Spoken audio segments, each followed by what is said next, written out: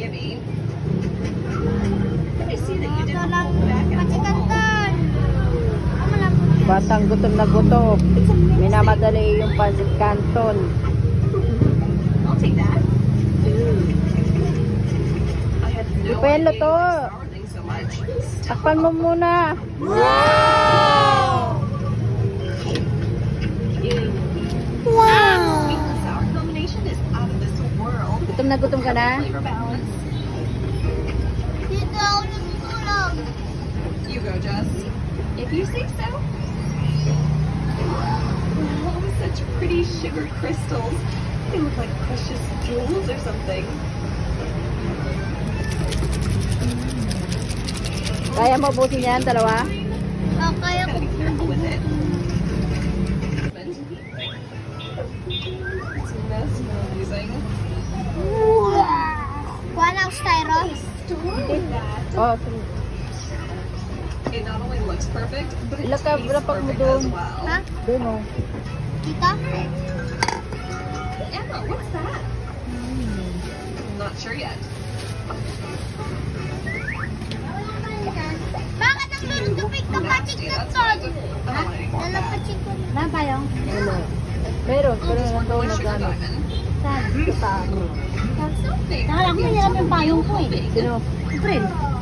Ito pinahiram. You ruined my ring. Ugh, so gross. Wala styros.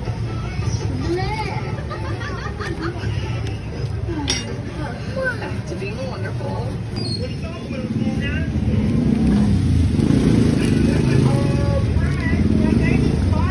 Huwag ka po sa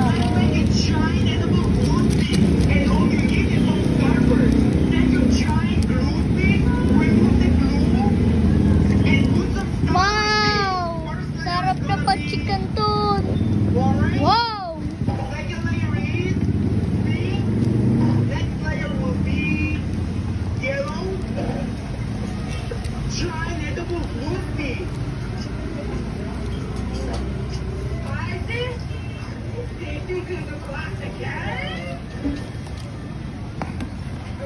Just a glue. I have my eye on you. Na? Come on. Look at the quiet kid. Look at him, dude. Look at this guy. Elliot, it's not nice. Teacher's fussy so much. Everyone, open your notebook. Sara. Walang kutsara, di Doon ba? sa lagayan ng... Doon sa lagayan ko, mayroon doon. Dito, doon sa lagayan ng biscuit. Sara doon. Hey, I'll do that. Do my homework. Now. Oh, okay, friend. Good Sa boy. lagayan ng biscuit. Mayroon dyan sa Sara. I have an idea. Not food. Sa inyo po. Wala! Just like this. Okay, now the candy is inside, and it should come out as a blade, camouflaging it from any potential teacher.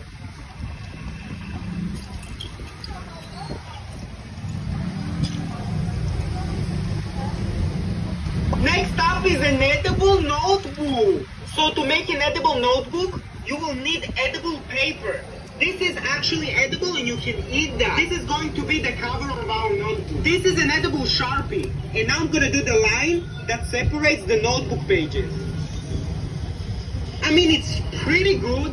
We ate our ruler before that.